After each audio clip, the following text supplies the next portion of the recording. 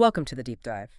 Today, we're immersing ourselves in a really unique intersection of art, crisis, and resilience. Yeah. Our source material isn't your typical research paper or anything like that. It's actually a deep dive look into the conceptual framework behind a major hybrid exhibition. hmm And it's surprisingly packed with insights about how communities process, well, massive change, rupture, displacement, that kind of thing. It is. It's a fascinating look into culture as Yeah. as a method, really. hmm So our mission today is to move beyond just the event listing, Right. and really extract the structural genius and the key philosophical statements that are embedded in this exhibition, Aftermaths, Art and Resilience in Dialogue. Ah, okay. This feels like less an exhibition and more like a carefully structured roadmap for moving through collective trauma. I think that structural element you mentioned is absolutely key. The source material, it immediately sets this profoundly challenging scene, asking, okay, what follows rupture? What actually remains when the foundation shifts or, when the collapse happens?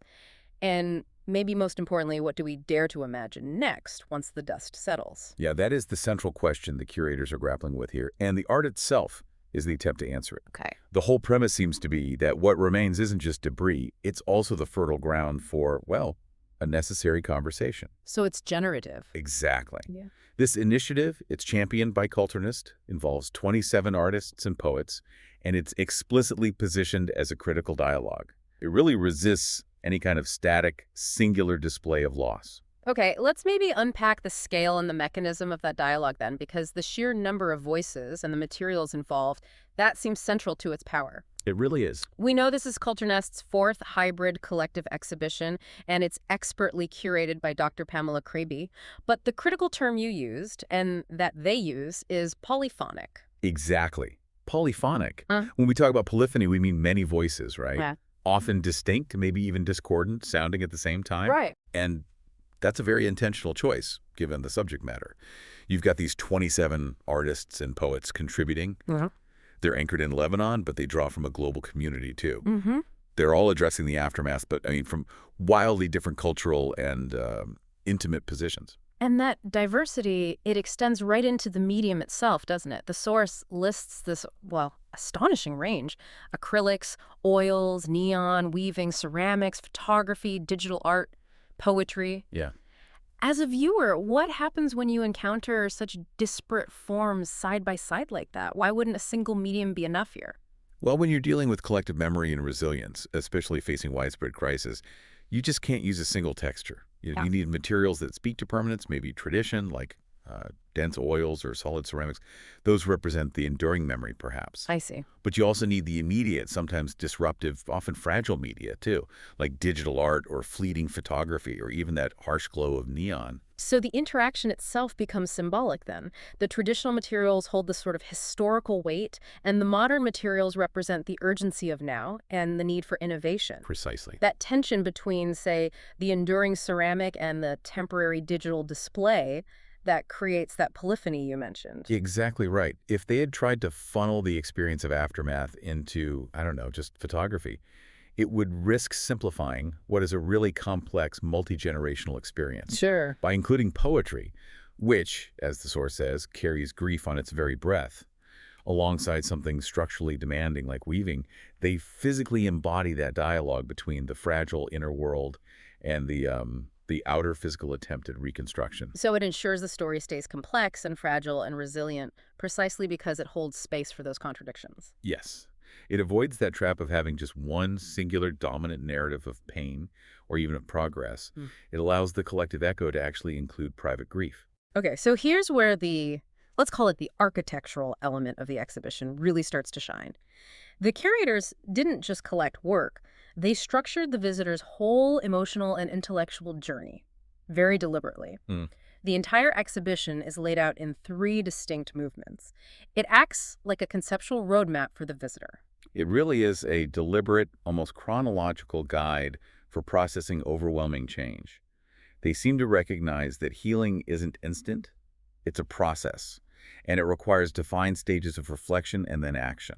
Okay, so the very first movement is titled simply What Remains. Yeah, and that's the necessary first step, isn't it? The confrontation. It's inherently focused on inventory, remembrance, acknowledging the grief, looking squarely at the past, and understanding the measure of the loss. This is where you'd find the ashes, the fragments. Got it. Then we move into the second, more active stage, how we carry it. In that title, it immediately shifts you, the viewer, from passive observation to active survival. This movement tackles the present tense adaptation, resilience, the immediate, often difficult work of coping. It's about finding the mechanism of continuance, despite the weight of the past. And finally, the third movement, what we dare to imagine next. This is the pivot point. It's the future-forward vision. It's focused on reconstruction, vision casting, the intentional labor of actually moving forward. Right. And the genius of this structure, I think, is that you can't really skip a step. You have to acknowledge what remains before you can figure out how to carry it, and only then can you effectively start to imagine what's next. That makes sense. And within that structural journey, the synthesis of perspective seems crucial too. The source notes that this exhibit deliberately places intimate diaries, the private suffering, right next to collective echoes. Family archives stand right beside images of scarred city walls. Yes. And this illustrates a really foundational insight that this project offers. Resilience is experienced on two scales simultaneously. The trauma affects the personal diary of grief, absolutely, but it also scars the collective, public space, the city wall. By placing these private and public documents next to one another, they demonstrate that the work of healing is both intensely personal and utterly societal. It demands simultaneous engagement. Okay, now let's bring in some of those specific, memorable details, the imagery that really sticks with you, the details that transform this discussion from an abstract idea into tangible art. Yeah, the concrete examples. The source emphasizes finding ashes, wounds, and fragments, yes, but also voices, colors, and rhythms that transform loss into new beginnings. So let's look at how those transformations actually materialize in the art. What's fascinating here is how specific objects are leveraged as really powerful resonant symbols. They almost become totems of resistance. Like the image of the broken watches that refuse silence. Tell me about that. That's such a potent metaphor, isn't it? Yeah. A broken watch symbolizes stopped time, a moment of rupture so severe that time itself seemed to stop functioning, as a forward-moving thing. Right, frozen. Exactly. Yet, by displaying them, by treating them as art objects that refuse silence, they're asserting a defiance against non-existence. They're basically saying, though the timeline was broken, the memory of that moment and the will to speak of it persists. The past isn't erased. It's not forgotten, it's enshrined. Yeah. And then shifting from that kind of internal memory to a more external reclamation, we have the use of neon lights to reclaim a city's pulse. That feels like a fundamentally different energy. Oh, it is. It feels like pure defiance. Yeah. Neon is bright, it's commercial, often associated with nightlife, vitality. Mm-hmm. So to take that light and use it to re-illuminate a city that might be physically scarred, that's like an injection of energy. It's a literal reclaiming of visibility. It suggests the city's life force, even if dimmed, can be reignited with creative electric intent. So quite an aggressive statement of survival, saying, we are still here and we will shine. Turning a material usually used for advertising into this immediate cultural declaration. Wow. Right. But there are also quieter, more sort of ritualistic acts of resistance mentioned too, like the weaving that turns architecture into memory. Right, and this is where we see that concept that craft becomes care manifested so powerfully. Weaving is meticulous, it's repetitive, requires focused labor, the kind of labor that can be profoundly therapeutic. Okay. So when artists use weaving to incorporate architectural fragments, or maybe just memories of structures, they're physically rebuilding what was lost, literally thread by thread. So it's not just a metaphor for rebuilding. The actual act of making is the method of mental and cultural repair. Absolutely. The act of creation is the act of survival here. And when you look at the portraits mentioned, the ones that shine with scars and continuities, you see that same physical translation applied to the human body. The scar isn't just damage anymore, it's a record of continuance. The materials themselves become the methods. Wow. Okay, before we wrap up the analysis of the structure itself, we have to detail the nature of this exhibition. It's defined as a threshold functioning in two spaces simultaneously. This feels key to its modernity and its reach. Yes, the hybrid nature is essential to Kulturnest's vision, it seems. The physical anchor is Kulturnest itself in Sin-el-Fil, Lebanon. That provides the tangible connection to the community, to the physical reality of the aftermath. Right, grounded. But simultaneously, it exists virtually in the metaverse, using virtual galleries. Which means this dual existence immediately expands the definition of who can participate in this memory and reconstruction process. For you, the listener, the opening details mentioned were Saturday, September 27, 2025, from 6 to 9 p.m., and admission is free in both the physical space and the metaverse. And if we connect that dual existence to the bigger picture, it speaks volumes about Kulturnest's overarching goal. Since its inception, the organization has aimed to be a home for questions of memory, identity, and transformation. The physical space grounds the identity, sure, but the virtual space ensures that the memory, and a dialogue about it, aren't restricted by geographic borders or, physical impediments. Which means that displacement doesn't have to equal disconnection. If people have been forced out of the physical location, they can still participate in the act of imagining the future, but in the virtual space. That's a really powerful distinction. Yeah. And it brings us to perhaps the most powerful philosophical closing statement in the source material, which I think frames this entire exercise beautifully. The idea that imagination becomes infrastructure.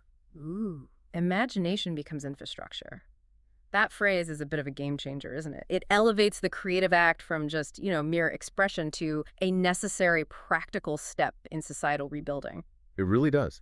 It suggests that the visions and dreams articulated by these 27 artists aren't somehow ephemeral or secondary to, say, actual engineering projects or policy. No, they are the actual intellectual and emotional foundation upon which society will reconstruct itself. The neon lights, the poems, the woven memories, they are presented as the critical infrastructure of a hopeful future. They have to be built first, in a way. So, okay, what does this all mean for you, the listener? The main takeaway from this deep dive, I think, is that Aftermaths offers this structured, polyphonic, and globally accessible model for how communities can use art to actively move through trauma. It provides a clear three-part path from identifying those remaining fragments through present adaptation and then finally toward building the foundations of a new future. It's described as a chorus of stories, making sure the resilience is comprehensive, not just a single dominant narrative of recovery. And this framework, especially the simultaneous existence of the exhibition in the physical reality of Sin-el-Fil and the expansive sort of decentralized space of the metaverse, it leads to a final provocative thought for you to explore. Does true resilience, the kind that rebuilds community and culture after rupture, does it require us now, in the digital age, to build shared spaces for memory and imagination that fundamentally transcend physical geography? Is the digital location becoming as vital as the physical one for enduring human connection and rebuilding? That's something for you to mull over or explore on your own. That's a challenging and really expansive thought to end on, but one that perfectly summarizes the depth of insight that seems to be buried in these artistic and curatorial choices. A truly profound conversation about rebuilding, yeah. Thank you for joining us for the deep dive. Until next time.